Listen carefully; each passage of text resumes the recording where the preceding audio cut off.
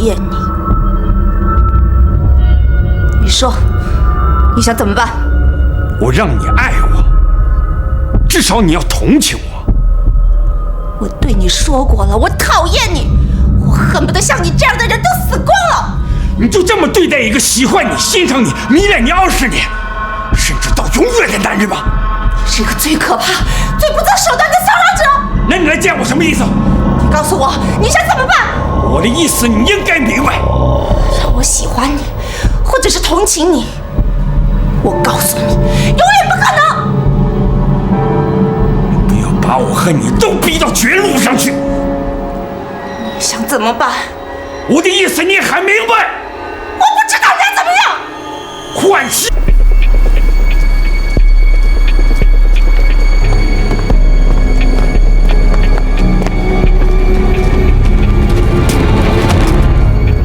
你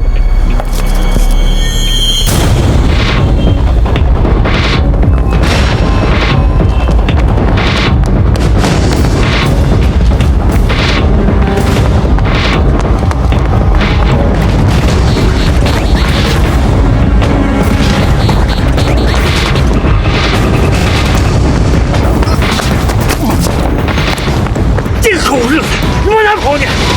这。站好了！你跑，往哪跑？跟我上派出所去！你的单位我都知道了，你的犯罪行为我就全部掌握了。你能跑哪去？你这个混蛋，你已经偷拍我！你把我的照片还给我，底片还给我！在我家，在我家。你敢说？真的。你老老实实带我到你们家去，把他的底片拿出来。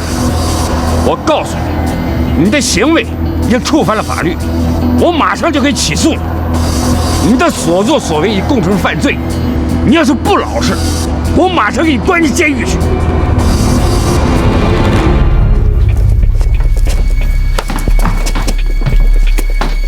灯打开。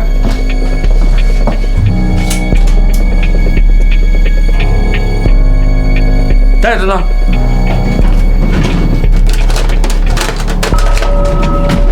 就是这盘。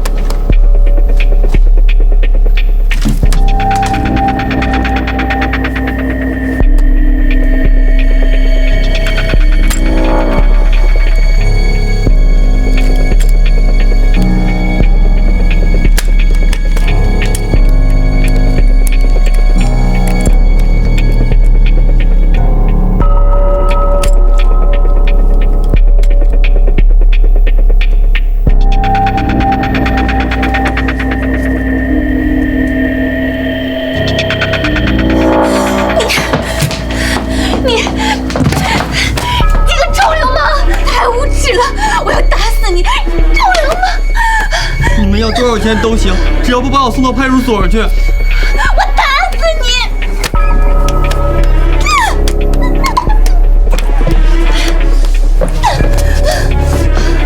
你爸爸妈妈辛辛苦苦把你养这么大，你都干了些什么呀你？从现在开始，你少说话，啊！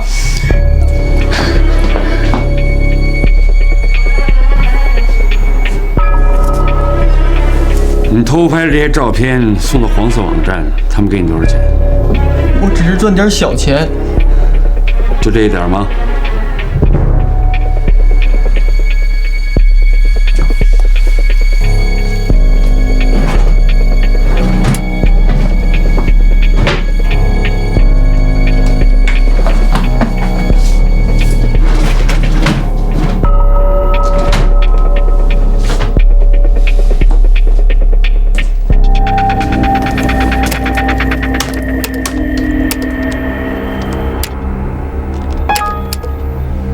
电脑的密码，你不说？那好，我拨打110报警，你今天晚上就在看守所过夜。我告诉你我的密码。说，我名字的拼音就是密码。叫什么名字？飘布。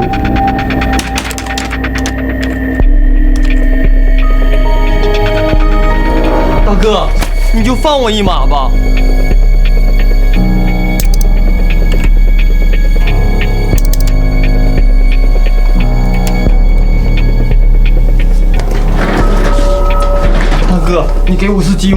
我再也不敢了，我就是为了赚点钱。你这个王八蛋，偷拍技术还挺高啊，胆子也够大的了。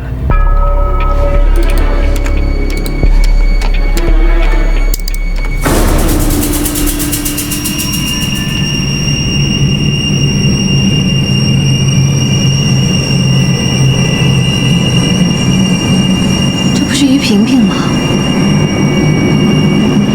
你怎么也偷拍了于萍萍的照片？于萍萍，于萍萍是谁啊？你认识这个女人吗？不认识。那你为什么要拍她？因为她长得好看。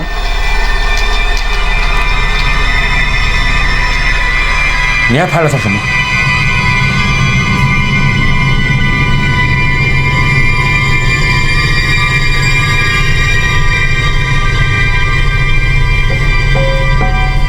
啊，老王，我有点饿了，追这个王八蛋追饿了，你就到附近去给我买点吃的去。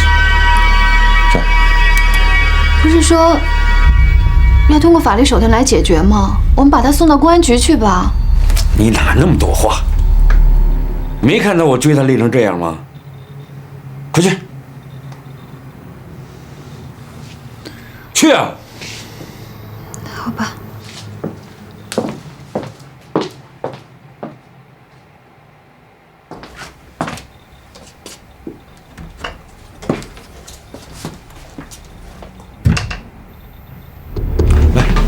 来，过来！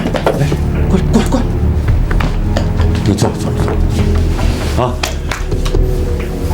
你不用怕，我一定会放你。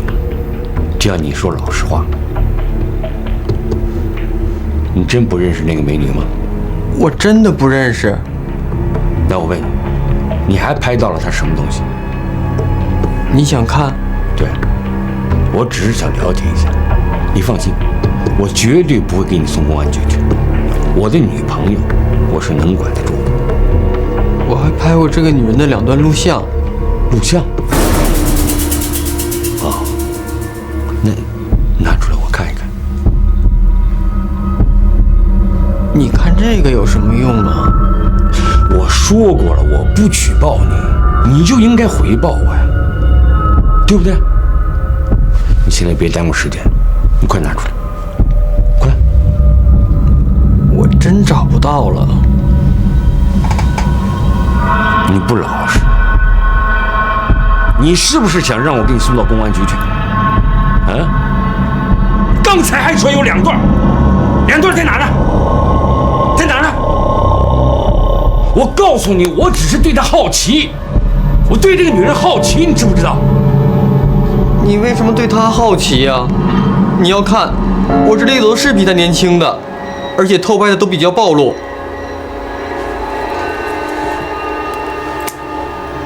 你一定找去，找去！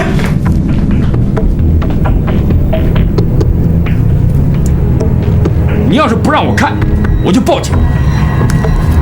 你说话不算数。我想要的东西你没有满足我，这你不能怪罪我。还有2段，还有2段。那你快拿出来。那你保证不告诉我们单位？你要是告诉我们单位，我就彻底完了。哦，我明白了，你是在宾馆的房间里装了探头。快走！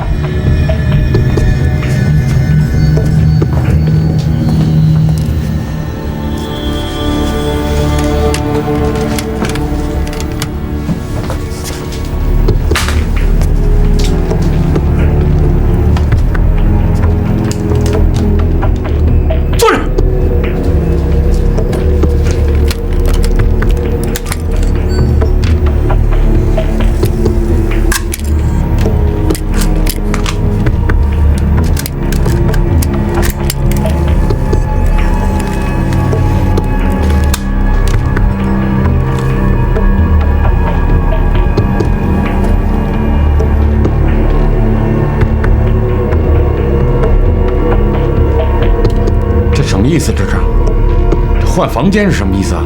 啊，他们在搞换妻活动。什么？他们参加换妻？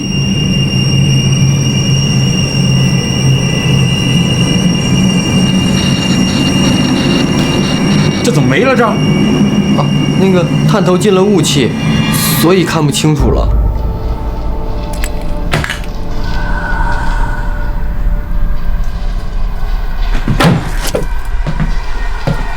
大哥，你怎么了？这个男人是谁？我不知道。你这个家伙太无耻了！你竟然干出这样伤天害理的事情，我恨不得杀了你！你怎么说话不算数啊？你把我心中最神圣的东西给毁灭了！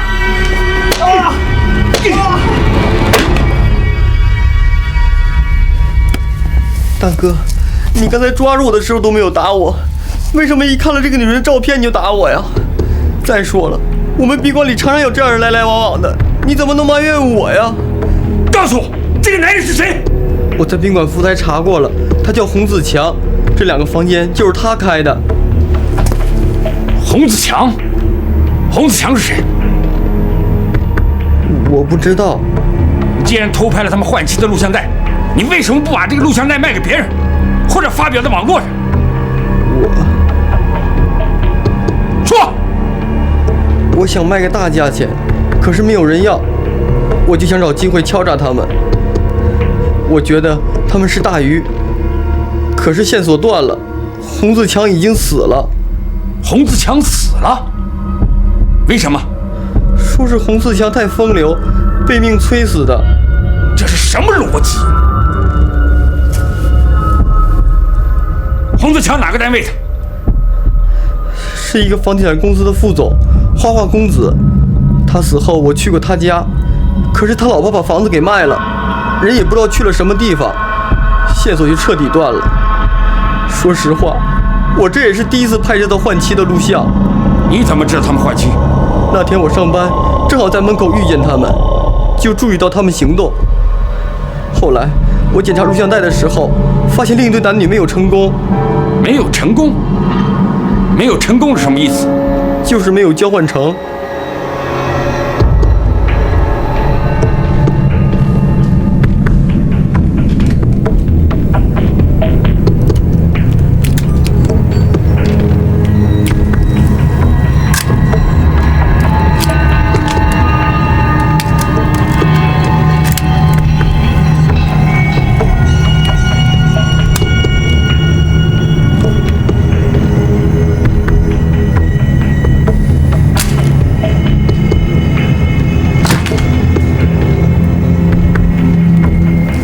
你知道你是触犯了哪些法律条例了吗？你偷拍，你准备敲诈，你侵犯他人隐私，而且涉及到了黄色网站。你的行为属于数罪并罚，你要坐5年以上的牢，没有15年，你是出不来了。大哥，你就放我一马吧。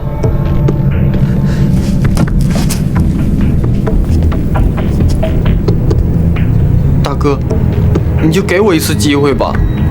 我可以给你机会，但是你必须听我的话。我听话，我一定听您的话。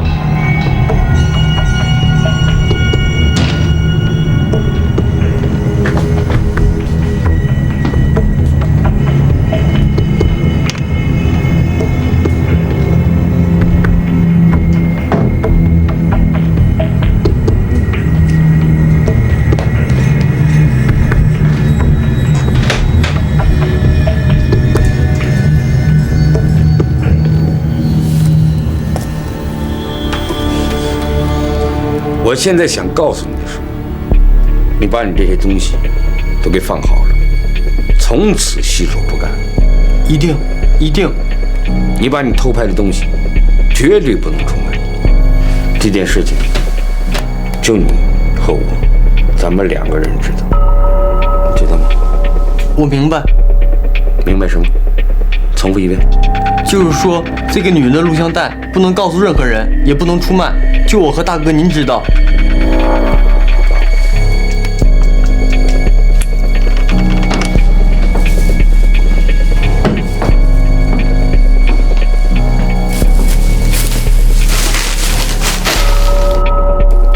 你要是把我的话当成耳旁风，你就等着坐牢吧。就是我不举报你，有一天你会栽到这件事情。我说的话记住了吗？说话。我知道。哪儿？走。走？不打110了吗？不是要把他送到公安局去吗？要通过法律手段解决的呀。哎，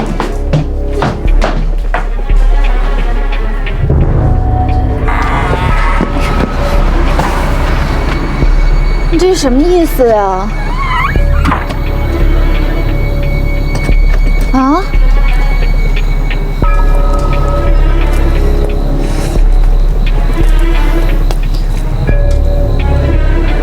你想什么呢？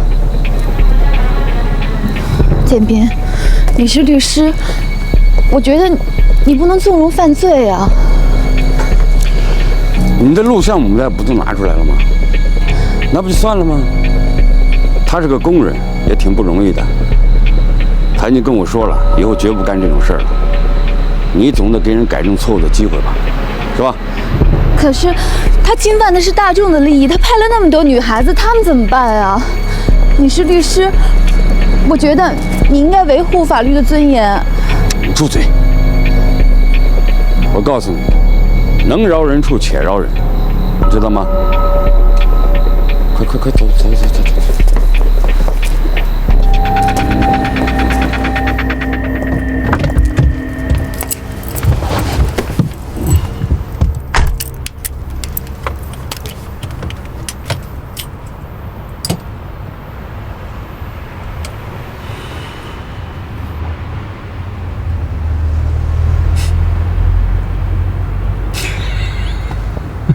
你笑什么？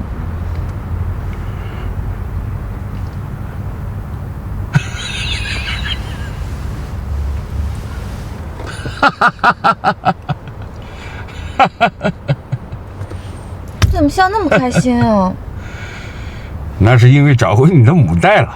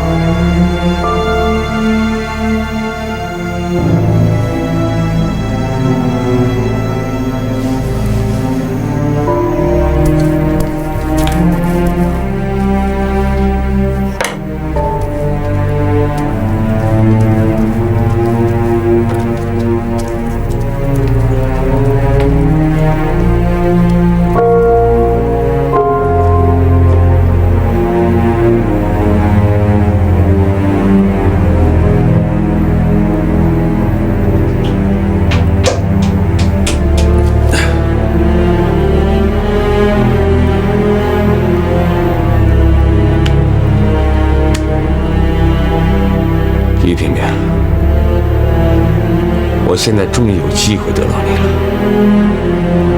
现在我可见斌在空白。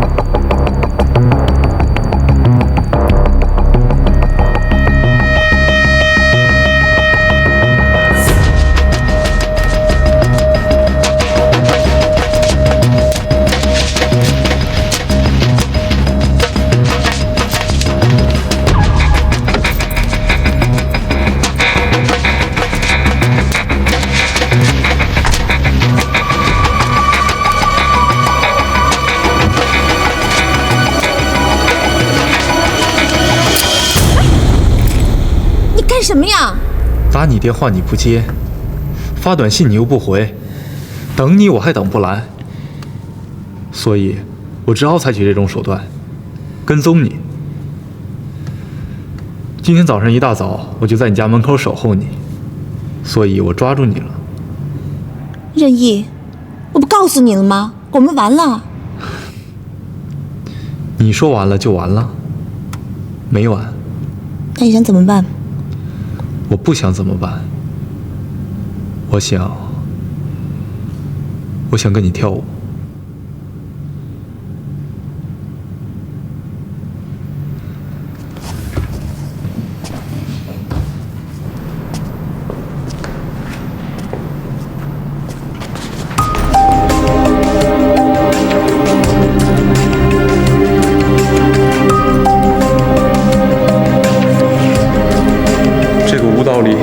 凝结着我们多少个爱？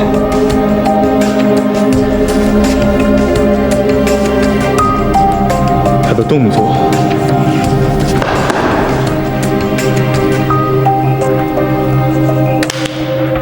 他的节奏，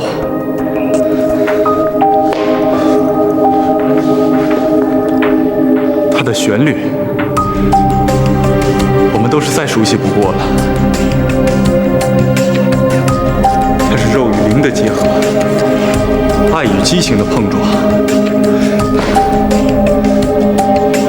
难道你这么容易放弃吗？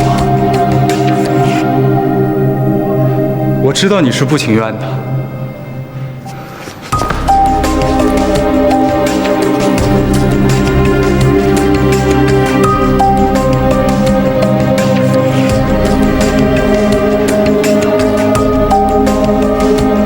上来吧，别在大庭广众之下让我难堪了。这里有监控录像，你知道吗？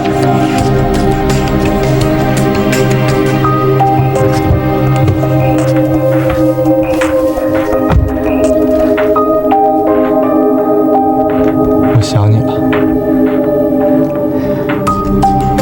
我不想你。你这是自己在骗自己。我知道你一直都在想我，只不过你没有办法。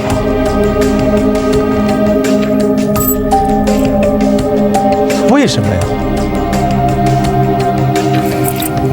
去我那里，就我一个人。我们可以跳舞，我们可以享受爱情。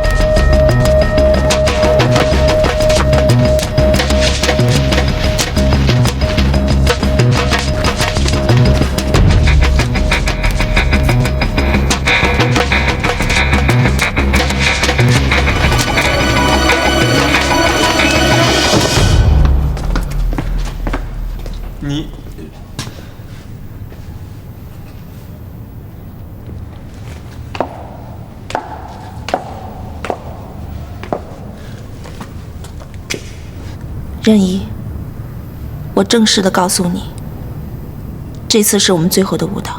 为什么？为什么？为什么呀？不要再问我为什么，我越来越觉得这是一种危险的情感游戏，说不定你我都会被埋葬在这个危险的情感游戏里。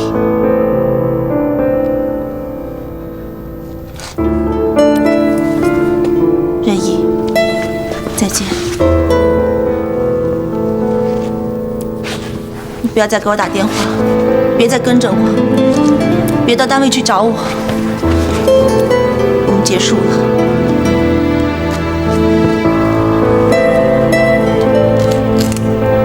刚才是我们最后的舞蹈。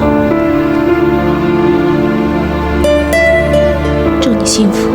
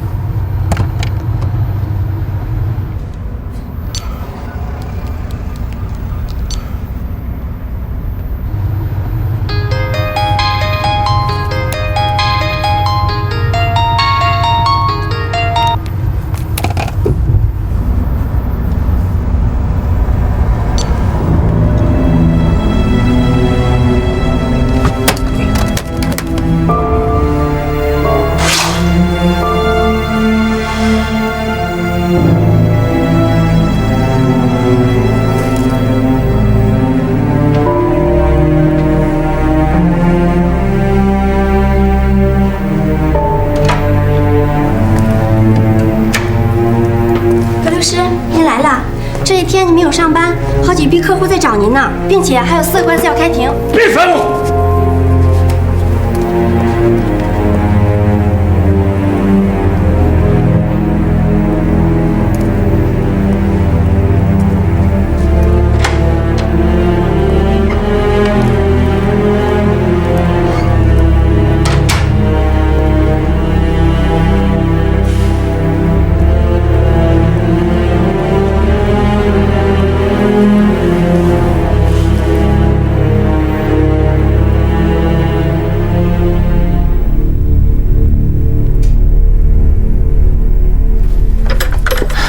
对不起啊，马上就要开始了，萍萍，你怎么才来？这个是你第一次迟到，发生什么事了吗？没事，路上堵车。哦，那么这期呢，我们还是就上次骚扰的话题展开更广泛的讨论。为此，我们请了室内的几个专家，来，我帮你介绍一下。您好。您好，刘一威。您好。你好。您好。你好。咱们开始吧。好的。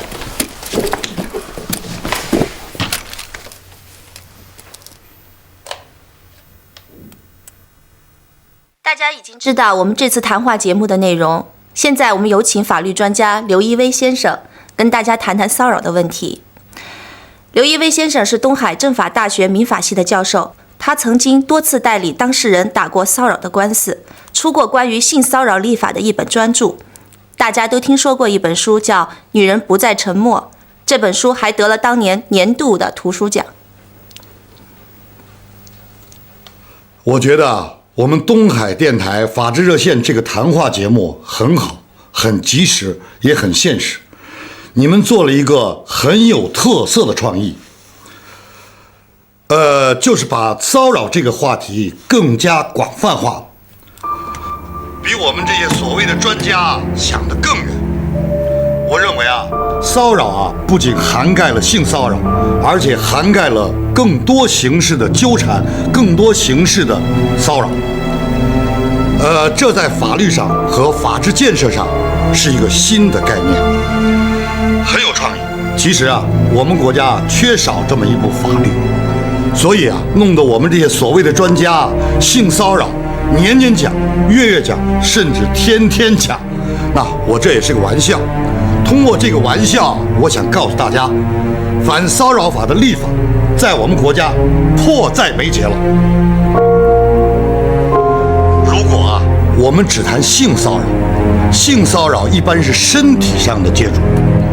现代社会高速发展，很多骚扰已经发展到了意念上的骚扰和思想上的骚扰。所谓这些意念上、思想上的骚扰，就根本没有接触到被骚扰一方的身体。比如说，你们一直在谈的短信骚扰，比如说电子邮件 email 的骚扰，比如说书写的信件的骚扰，这些都是没有身体上的接触。还有最常见的就是电话的骚扰。但是上述种种骚扰的恶劣性是不差于身体上的骚扰。请注意，这种骚扰形式呢，很可能比性骚扰更加普遍、更加容易。性骚扰需要场合，需要被骚扰者和骚扰者缺一不可。而这种形式的骚扰呢，不需要场合，不需要时间，不需要地点。所以呢，这种骚扰比性骚扰对社会、对家庭具有强大的杀伤力。就剩最后5分钟了，他忽然来了。你说他不来该多好，我就该上了。什么行了？我就在期待这种机会，我上去一定不比他差。你说于萍萍她刚才去哪儿了？你的智慧呢？用你的智慧来帮我分析。行，你不回答我，那我们以后连电话都不用通了。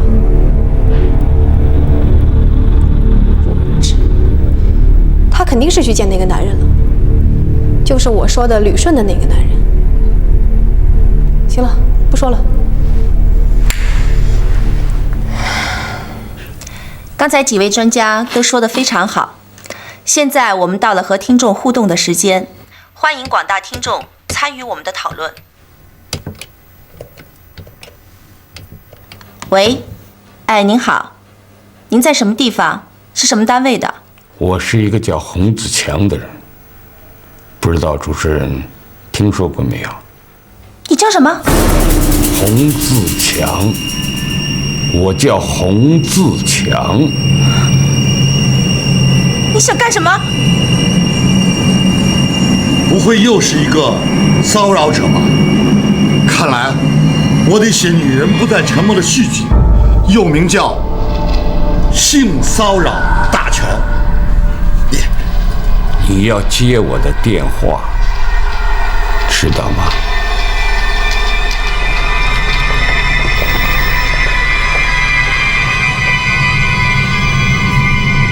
谁是洪自强？洪自强是干什么的？这是个恶作剧，这是个事故啊！这是个恶作剧。萍萍，这样的事情以前也发生过。怎么样，能不能继续进行？以大局为重。好，还有20秒，来得及吗？我行。用不用通过有关部门查一下？我们有他的电话记录。不用。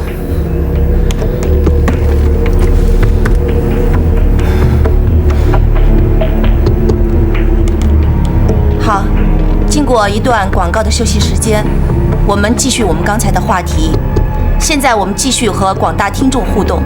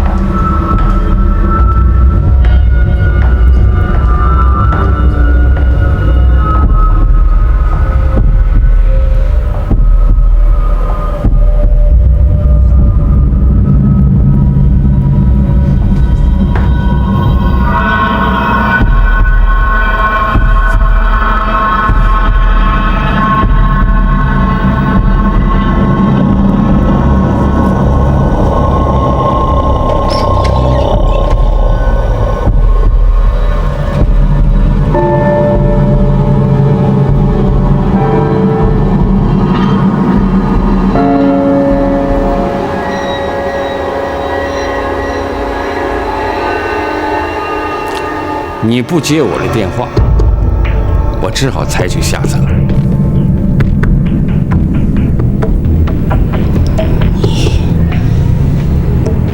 你是怎么知道洪子强的？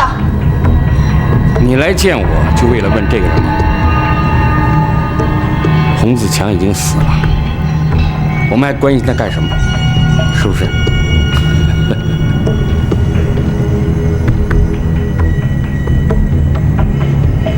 我们能不能像好朋友、合作者一样，坐下来喝喝茶，聊聊天，看看我们还有没有机会？我跟你绝对没有机会。你跟那个跳舞的小狼狗就有机会。你们经常在一起跳舞吧？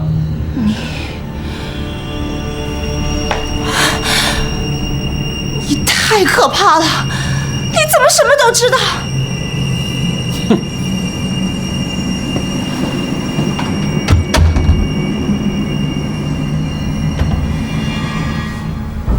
你知道吗？我爱了你20年，注意了你20年，我自己都觉得我像个苍蝇一样，到处寻找机会。我现在机会终于来了。我不知道你有什么机会。你听到洪子强这个名字能主动来见我，这就说明机会来了。我20年的心血，我不能白费。你问我为什么知道那个跳舞的，我现在可以告诉你，我想掌握你，全方位的掌握你，知己知彼才能成功。你知道吗？你这是骚扰，甚至是敲诈。你是一个律师，你应该知道你行为的严重性。我只谈到了一个洪子强的人和一个叫仁义的人，这也算敲诈？啊？行了，我不跟你谈法治。从感情上，从道德上，我爱了你20年，我为你写了20年爱情日记，你就一点感动都没有吗？讨厌你！你说，你想怎么办？我让你爱我，至少你要同情我。我对你说过了，我讨厌你，我恨不得像你这样的人都死光了。你就这么对待一个喜欢你、欣赏你、迷恋你20年，甚至到永远的男人吗？你是一个最可怕、最不择手段的骚扰者。那你来见我什么意思？你告诉我，你想怎么办？我的意思你应该明白。让我喜欢你，或者是同情你，我告诉你，永远不可能。你不要把我和你都逼到绝路上去。你想怎么办？我的意思你还明白？我不知道该怎么样。换妻。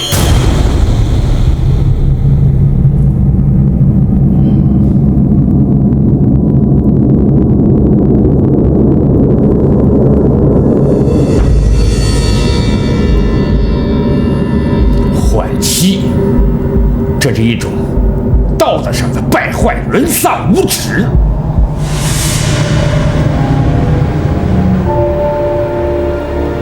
你作为一个著名法制节目主持人，你丈夫作为一个著名的医生，你们这么做，让社会多失望，让百姓多失望。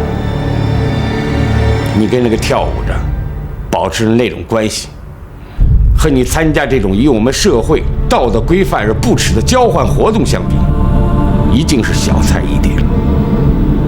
我知道，国外许多国家不反对交换，甚至有些国家还立法保护交换。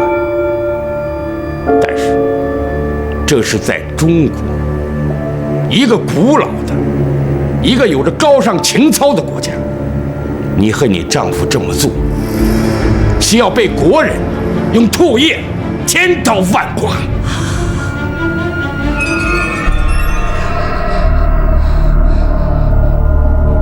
你哭了，哭有什么用啊？哭就能让社会去原谅你违背人伦的行为吗？从生理学上说，换妻就像畜生一样；从社会学上说，换妻已经违背了社会的道德。如果让你们单位和你丈夫的单位知道，你们俩在社会上怎么做人呢？啊？如果让你可怜的宝贝儿子李小军知道了，他在学校怎么抬起头来？证据呢？你有什么证据？证据，我当然有了。我能来找你，能给你打电话，就因为我有了证据。你别忘了，我是律师，律师永远在第一时间掌握证据。我告诉你，于萍萍，现在我可见兵控盘。你有什么证据？你想看证据吗？好，只要你把你的爱分给我一点，我保证这件事情没有任何人知道。我保证你在社会上继续做人，我保证你的儿子在学校继续享受着老师和同学们崇敬的眼光。你同意吗？我告诉你，就是我死，我也不会同情你这样的人。你死了这个肮脏的心吧。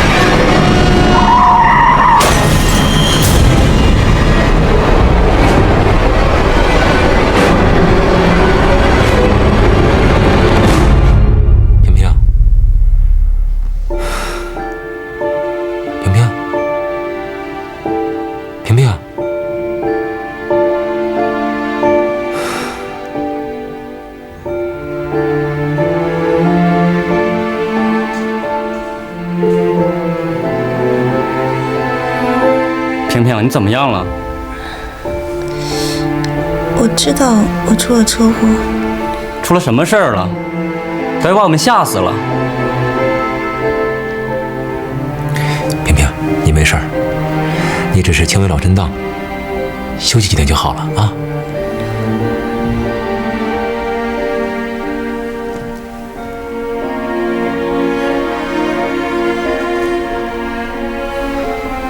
开了这么多年车了，怎么会和别人追尾啊？啊，犯这么低级的错误。哎，怎么了？怎么了啊？像小孩一样。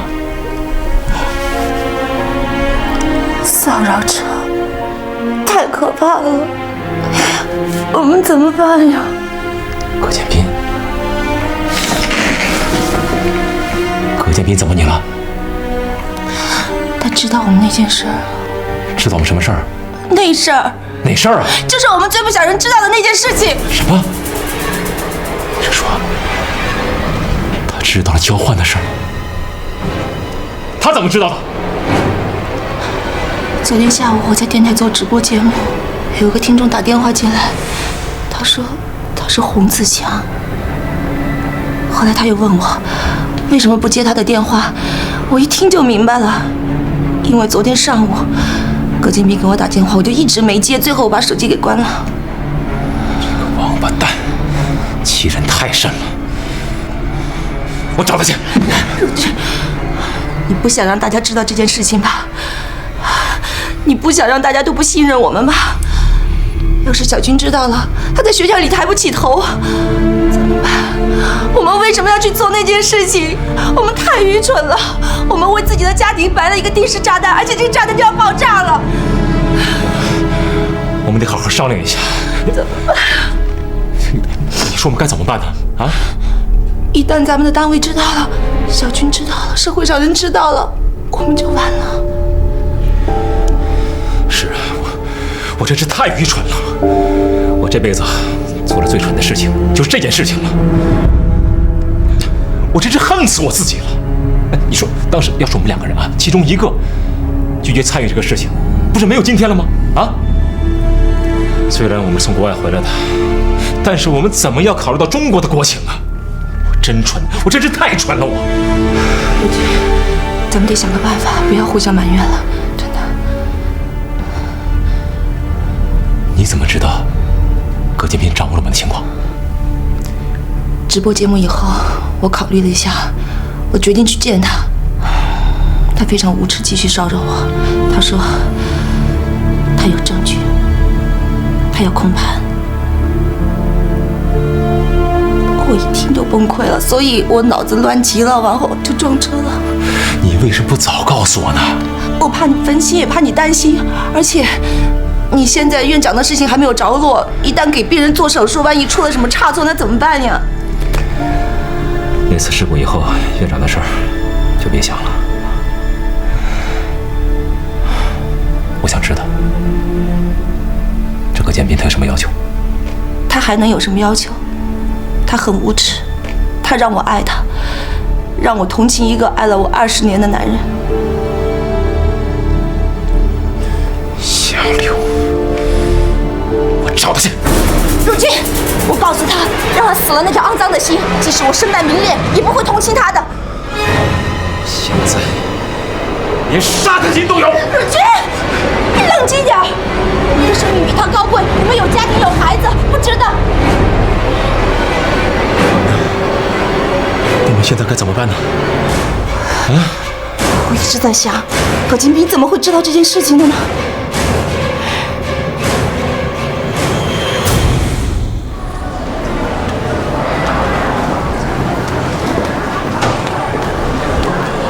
你好，欢迎光临，请问你需要什么效果的？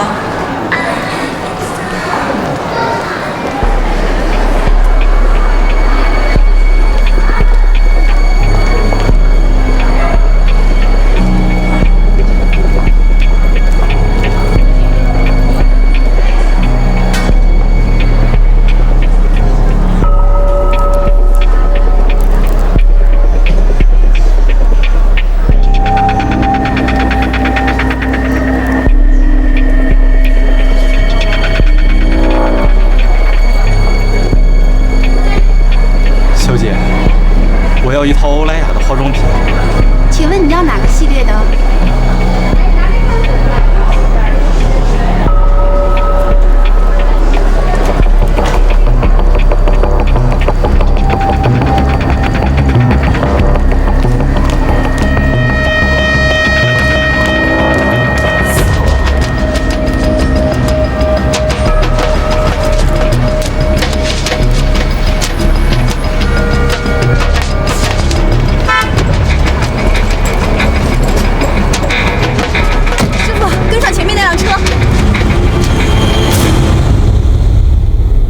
刘军，我想问你一句话：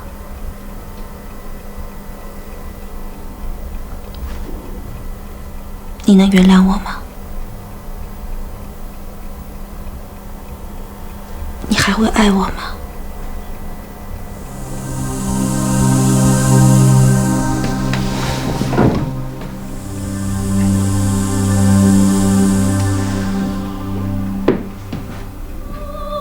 不仅我们2个做错了事情，我自己也做错了一件对不起你和小军的事。我现在特别的后悔，我抵挡不住诱惑，我太脆弱了。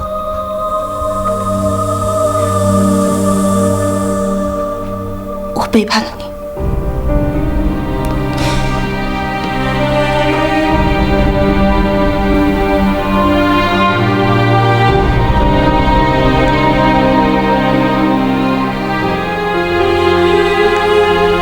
那个跳舞的叫任意的男孩，你有印象吗？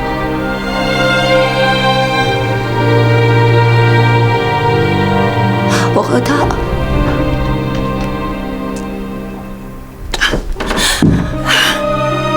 如今，你能原谅我吗？对不起，你说句话呀。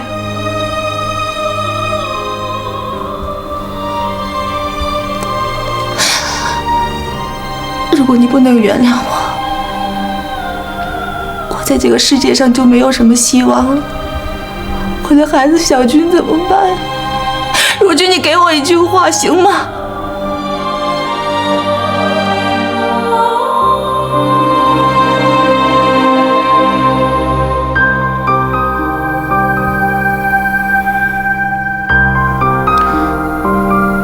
起来吧，起来，起来吧。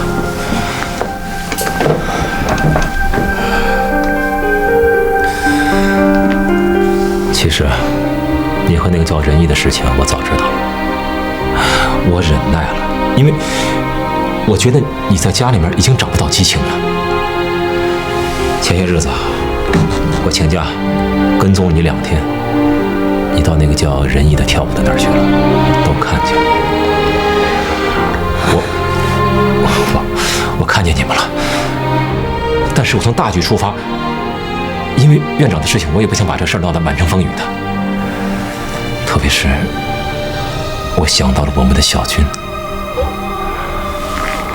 我忍受了，我必须忍受。对不起，如君，我向你发誓，我再也不会做伤害你的事情了。我只跟你跳舞。再也不跟陌生人跳舞，你能原谅我？你能再信我一次吗？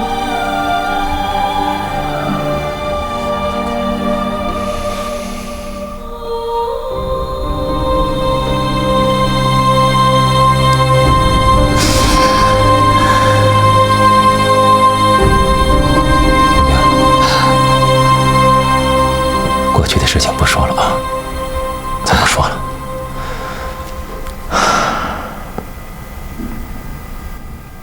现在有比仁义更麻烦的事情，我们得想办法。我怎么也想不通，我们的事情怎么偏偏会被葛建斌这个骚扰者知道了呢？只要我们团结起来，不给他机会，一定能打败他的。我就是担心啊，我担心有人把这事捅出去。就是在网上散布，我们也受不了啊！现在什么时代？是一个媒体信息爆炸的时代。葛建斌骚扰的事情，我们也没证据，你就连起诉都没有办法。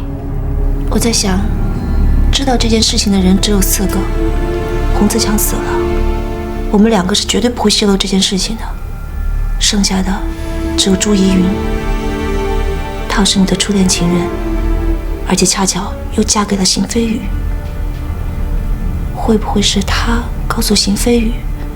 因为邢飞宇现在正在跟你争院长一职，他自己不好意思说，就把这事捅给了葛建斌。不会的，朱云向我保证过，他不会把这事说出来的，就连邢飞宇他也不会说的。他能保证什么？他们现在是夫妻。谁不希望自己的老公当院长？我相信朱一云的为人，他是老师，自己也要面子。而且他对我们小军那么好，他是不会做出伤害小军的事情的。那你说，谁会把这个事情捅给葛建斌？如果不是朱怡云，那还会有谁呢？会不会有别的什么渠道？你有没有问过葛建斌，他手里掌握着什么证据？没有。还有一种可能，现在媒体上曝光也挺多的。什么可能？那就是宾馆里面有录像啊。会不会是宾馆里面负责录像的人把这个情况告诉了葛建斌，或者是葛建斌通过什么渠道找到了宾馆负责录像的人？他通过这些呢来推断出我们做了交换的活动。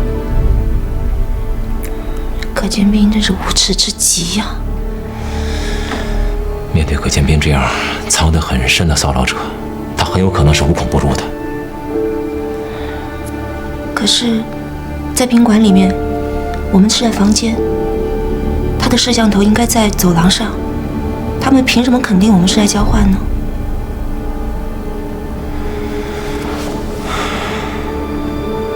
要不这样，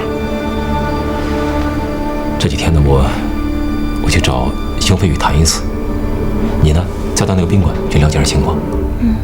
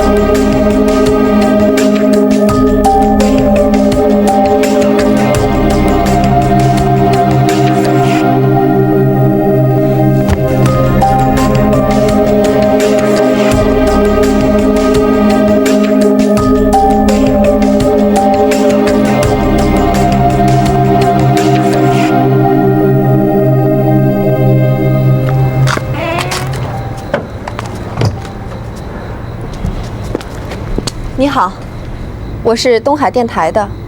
东海电台的？我们俩能谈谈吗？你是谁？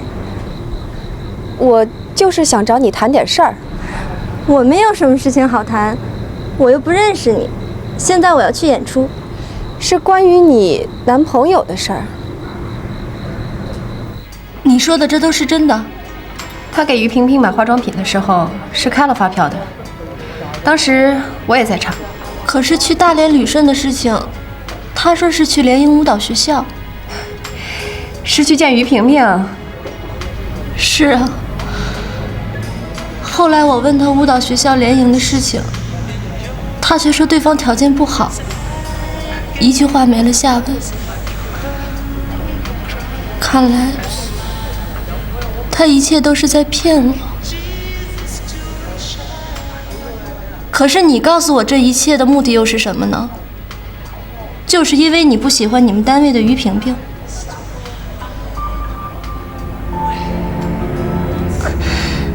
你可以直接到你们单位去揭发于萍萍的行为。我来找你，是因为我觉得你可怜。我是可怜，其实我早就有感觉了。这半年来，我男朋友的情绪很不正常，所以我建议你去我们单位告发于萍萍。我去？我和我男朋友只是同居关系，于萍萍连个第三者都不算。现在的单位，谁管这类事情？那你就这么甘心被骗下去吗？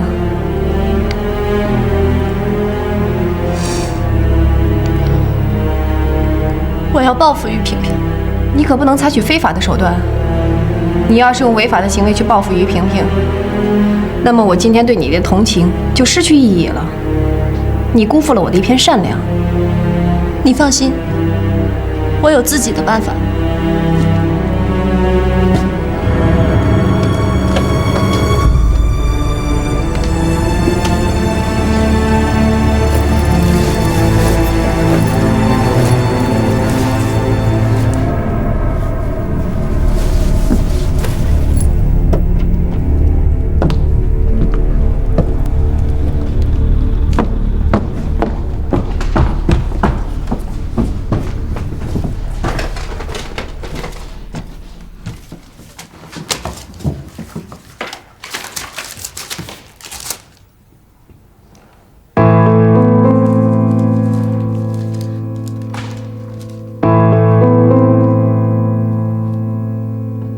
忘了你的那个夜晚，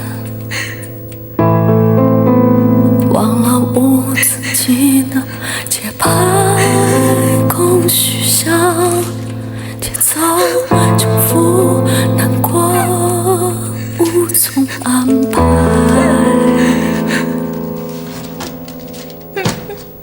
侧耳倾听我在哪里，一样不懂真爱一道眼光，藏满伤害，世界让自己失败。他本来是单纯的，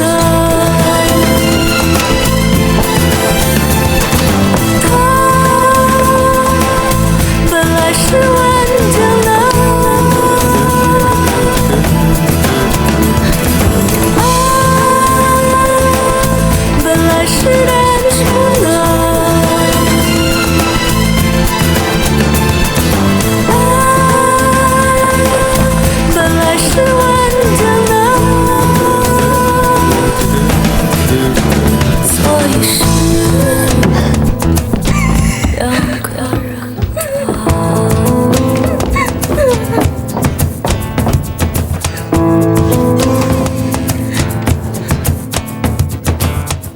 侧耳倾听我在哪里，婴儿一样不懂真爱一道眼光，藏满伤害，世界让自己失败。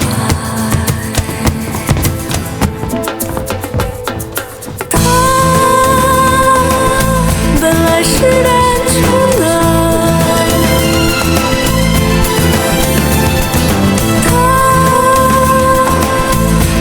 是完整的爱，本来是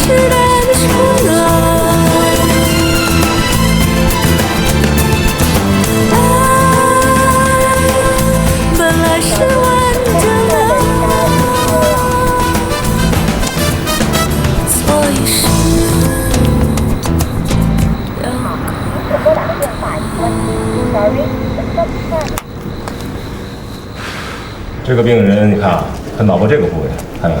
李大夫，有人找。你找我？我们可不可以单独谈一谈？我们认识吗？能不能找一个地方？有什么事情就在这儿谈吧。不，我们必须得单独谈，是私人问题。我是来报复你妻子的。怎么个报复法呢？以其人之道，还治其人之身。我不是很理解你的意思。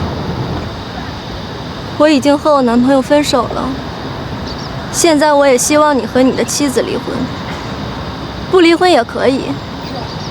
我要让我男朋友和你太太受到一样的创伤。什么意思？我们两个好，什么？爱一场，气死他们两个。今天见了你，我很欣赏你的气质。而且我也打听过了，东海第一把刀，是个值得爱的男人。你疯了！我没疯，我很理智。他骗了我半年多了，我真是太蠢了，居然让他骗了过去。他太伤我心了。我告诉你，我是不会去伤害我的妻子的。而且呢，我妻子没有像你说的那种事情。我比你了解我的妻子，我知道，她是去你男朋友那儿学舞蹈，那是为了健身。你到现在还不相信事实？我男朋友为你妻子买的化妆品，发票我都找到了。而且你太太为他买的手链，到现在还戴在他的手上。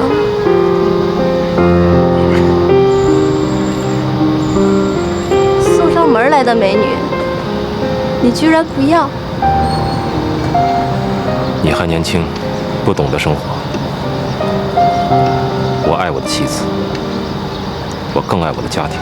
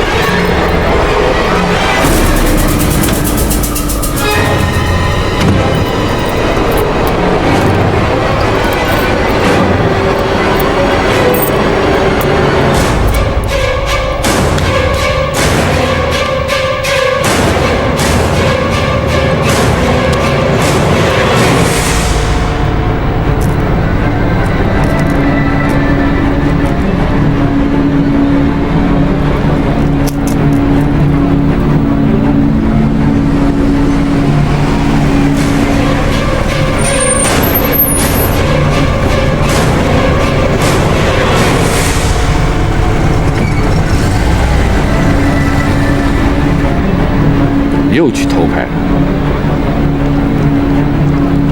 狗改不了吃屎。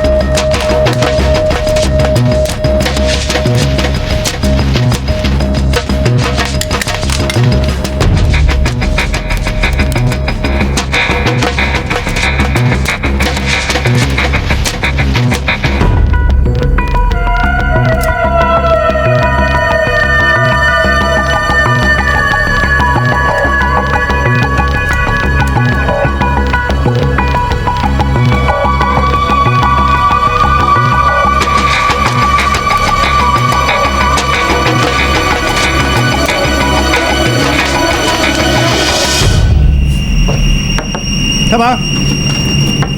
开门！你干嘛？偷拍女孩子。谁偷拍了？你来过好几次，我们早就注意你了。抓住他！抓住他！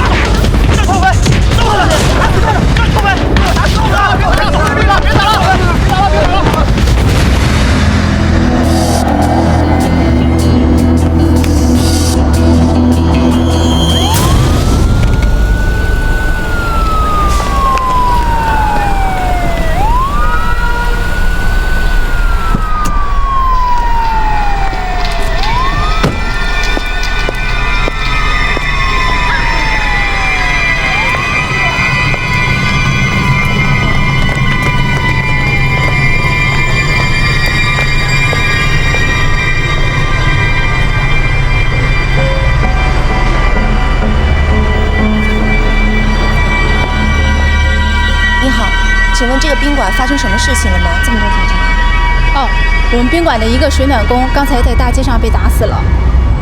为什么？你是记者，说起来也算是我们宾馆的丑闻。这个家伙在一个服装店的试衣间里偷拍女孩子换衣服，被人抓个现场，被愤怒的群众打死了。这个人是你们宾馆的吗？是啊，真丢人。警察怀疑我们水暖工在我们宾馆里藏有大量的偷拍证据，现在警察到宾馆来取证了。你怎么了？没事。偷拍很可怕的，你们记者就是应该大量报道，保护我们女孩子的权益。谢谢，不客气。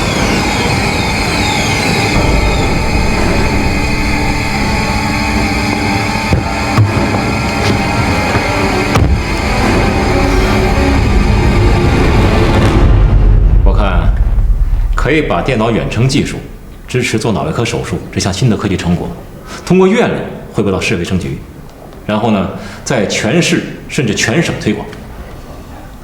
虽然这个手术是我做的，但是和我们科室的全体的医务工作者那是分不开的。所以我建议啊，在向院区汇报的时候，要以脑外科的名义，而不要只提我个人。哈，李大夫。你太谦虚了，这明明是你的成就啊！不，没有大家的支持啊，谁也做不了。钱大夫，那就拜托你把这个材料整理一下。好，不过这点小事儿，你打电话谈谈就行了。今天是你休息啊，你大老远的跑来，这事儿还是当面谈比较好。好，那你忙吧，我先走了。哎。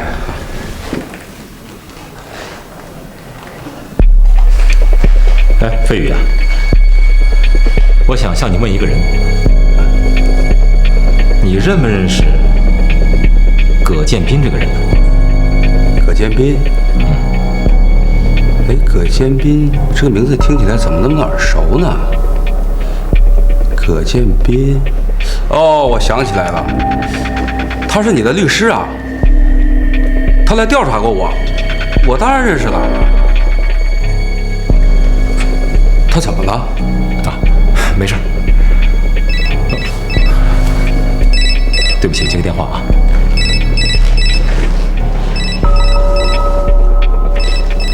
喂，汝君，这里出事了，就是这个宾馆的一个水暖工，今天晚上大约2个小时以前吧，因为在服装店的试衣间里偷拍女人换衣服，被群众打死了。我在想，他会不会也偷拍到我们呢？现在来了很多媒体，已经在采访了。因为偷拍者被愤怒的群众打死，这在东海还是第一次呢。好，我知道了，我们马上见面。好。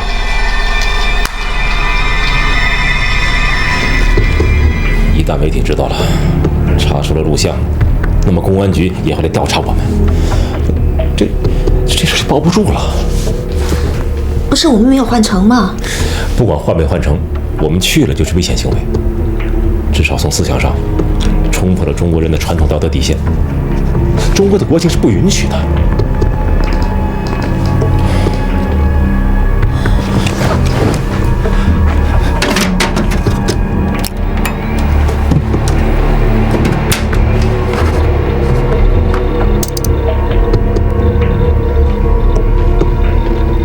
你看，有消息了吧？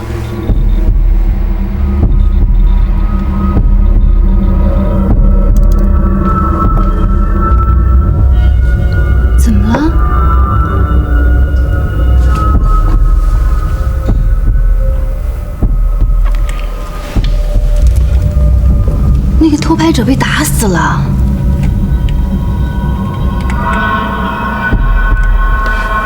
不过这种人也是罪有应得，死了活该。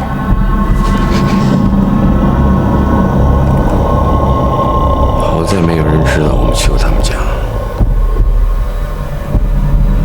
好在没有人知道我们到他们家拿过你的录像母带，要不这一会儿公安局就在这儿了。公安局就是来，我们也不怕呀，人又不是我们打死。可他也是一条生命啊，他是罪有不至于死啊。像这种不知廉耻的人，专门欺负我们女孩子的人，死得越多越好，活该。这小子，我跟他说了多少次，不要偷拍，不要偷拍，他怎么偷拍有瘾呢？这种人啊，就跟小偷一样，小偷不偷东西，他手痒；这种人不偷拍女孩子，他心就痒痒。我告诉你，小王啊，你记住，这件事情千万不能跟任何人说，啊？为什么呀？为了保护你啊！为什么？你要是让别人知道了，那公安局就会找上门，记者也会找上门。你觉得你很光荣吗？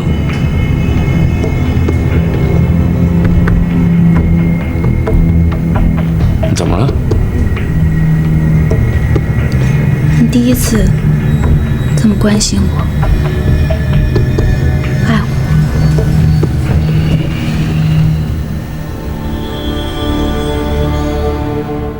哎呀，昨天那个偷拍被打得真惨，浑身上下都是。哦，是吗？这么厉害啊？更有趣。哦。怎么这么热闹？有什么新闻吗？哎，萍萍，你也来听听。我觉得杨春雨这个建议不错。什么建议？昨天晚上7点30分左右，在我市步行街的一个服装商店门口发生了一桩血案，说的是一个偷拍者在服装店的试衣间里面准备用一个微型摄像头偷拍女孩子换衣服，偷拍者被人抓了个现行，结果被打死了。因为是发生在闹市的事情，所以2个小时以后，网络上就有了这个偷拍者被打死的照片。我觉得这件事情对于我们法治热线来说，简直就是春风送雨嘛。因为我们节目目前不是也正在做骚扰吗？实际上，偷拍他人隐私，这也是一种形式的骚扰，而且这种骚扰大有流行的趋势。我们可以就这个偷拍者被打死这件事情，来连续做几期访谈类的节目，这个非常具有现实意义啊。偷拍和骚扰有关系吗？当然。偷拍他人隐私，这也是骚扰啊。比如说，偷拍者偷拍到别人隐私之后，他可以敲诈，他可以纠缠，这不就是骚扰吗？偷拍本身就是违法的，这是不容置疑的。骚扰是违法和不违法之间的东西，我们就是要通过讨论骚扰，来界定哪些骚扰是违法的，哪些骚扰是不违法的。目前网络上很流行偷拍他人隐私，正是这些人，他不知道偷拍他人隐私这也是违法的，所以我们可以就这个选题来大做文章，告诉人们偷拍他人隐私不仅仅是骚扰，更是违法的。这是在普及法律知识，提高人民的道德水平啊！我同意杨春雨的建议，我们要做这个话题。我要做的事情很多，我不参与这个话题。我来做。导播，我来做吧，我一定会把这个话题做得非常有意思的。那么导播，我们以什么名义来做这个节目呢？能不能开一个新的栏目呢？又是你那个道德热线啊？对啊。能不能开新的节目？我们要向部里汇报，部里要向台里汇报，台里批准了，我们才能做。其实，让更多的听众来关心我们的话题，提高人们的道德水平，这不是很有利于社会的事情吗？我告诉你们啊，从五讲四美开始，到建设社会主义精神文明，甚至一直到构建和谐社会，直到今天的更多政策，国家都是为了提高人民的道德水平啊。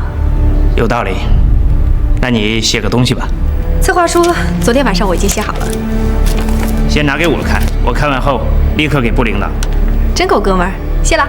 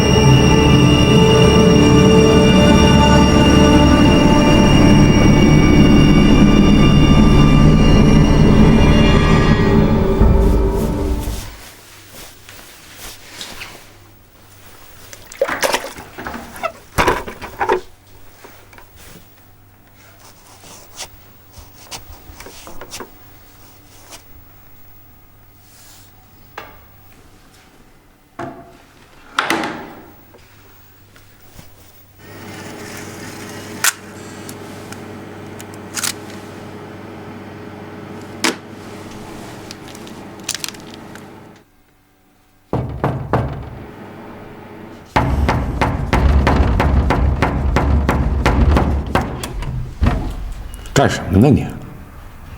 有事吗？大白天的关着门干什么？没你的事，上班去。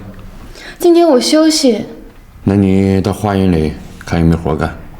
我那衣服去帮我洗一下，还有我那皮鞋帮我擦一下，去吧。